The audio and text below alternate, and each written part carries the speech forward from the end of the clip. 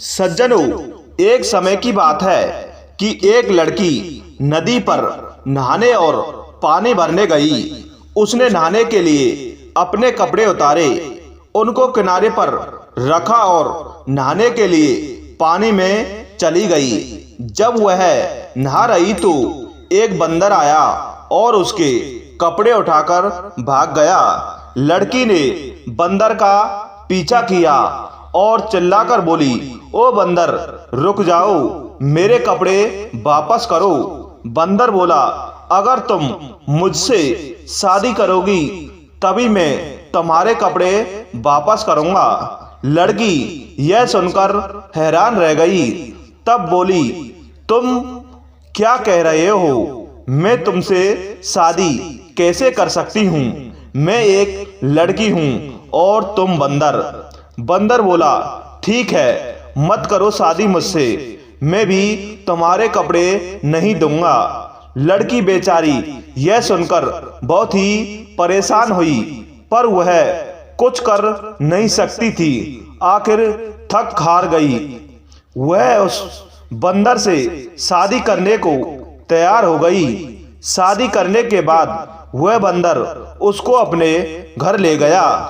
जब बंदर उस लड़की को अपने घर ले जा रहा था तो रास्ते में उस लड़की ने बंदर से पूछा, तुम मुझे खिलाओगे क्या?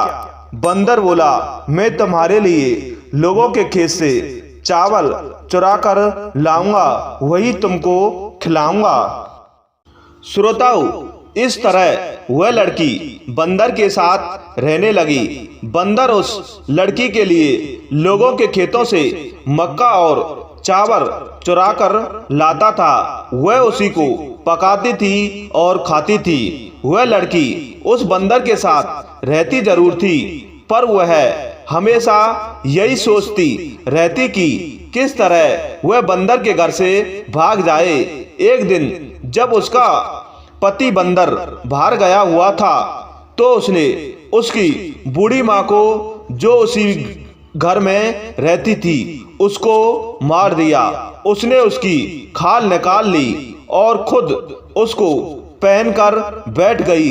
जब बंदर घर वापस आया तो उसने माँ को देख कर उससे पूछा, माँ, मेरी पत्नी कहाँ है? उसकी पत्नी, जो उसकी माँ बनी बैठी थी, बोली, बेटा, मुझे क्या मालूम तेरी पत्नी कहाँ है, कहीं भाग गई होगी। यह सुनकर बंदर पति बहुत गुस्सा हुआ और बोला, तुमको नहीं पता कि मेरी पत्नी कहाँ भाग गई? अच्छा तो यह है कि तुम भी भाग जाओ। और उसने उसको डंडे से कई बार पीटा। बंधुओं, लड़की यह सुनकर बहुत खुश हुई और बोली, ठीक है, यदि तुम मुझे इस घर से नहीं देखना चाहते हो तो मैं अभी इस घर से चली जाती हूँ। और यह कहकर वह लड़की जितनी तेज भाग सकती थी उतनी तेज वहां से भाग ली। भागते भागते वह अपने घर भाइयों के पास पहुंची और सारा हाल उसने अपने भाइयों को बताया। यह सब सुनकर उसके भाई भी बहुत गुस्सा हुए और बहन के बंदर पति को अपनी बंदूक से गोली मारने चल दिए, पर वह बंदर पति उनको कहीं मिला ही नहीं। सो वे उसको बिना मारे ही वापस लौट आए। कुछ दिनों के बाद उस लड़की के बच्चा हुआ। अब था तो वह बंदर का ही बच्चा, ना ही इसलिए वह बंदर जैसा ही था। बंधुओं, लड़की के भाइयों को अपनी बहन का यह बच्चा नहीं भाता था। वे उसको मारना चाहते थे, मगर लड़की का तो वह अपना बच्चा था, इसलिए वह उनको उसे मारने नहीं देती थी। धीरे धीरे वह बच्चा बड़ा हो गया। एक दिन उसकी माँ ने कहा, मेरे बेटे, अब तू बड़ा हो गया है, अब तुझे जंगल चले जाना चाहिए और अपने पिता के पास ही रहना चाहिए। यह सुनकर वह बंदर बच्चा जंगल चल दिया। वह पहाड़ियों के पास आराम करता था, पेड़ों पर चढ़ता था, पर बोलता नहीं था।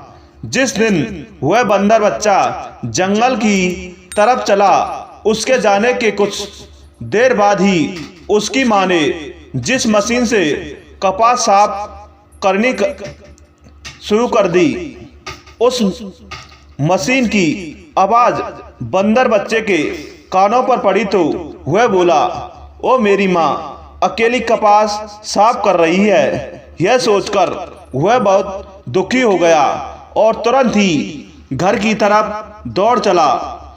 बंदर बच्चे की माँ को भी अपने बेटे की बहुत याद आ रही थी, पर वह अपने भाइयों के डर से अपने बंदर बच्चे के साथ रहने से डरती थी। सो जब उसका बेटा घर आया तो वह उसको देखकर तो बहुत खुश हुई, पर फिर जंगल भेजने पर मजबूर हो गई।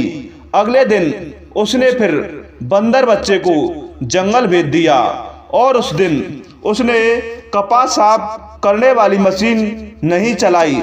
सो बंदर का बच्चा भी जब पेड़ पर चढ़ा तो उसे जिन की आवाज सुनाई नहीं दी और वह फिर हमेशा के लिए जंगल की तरफ चल दिया।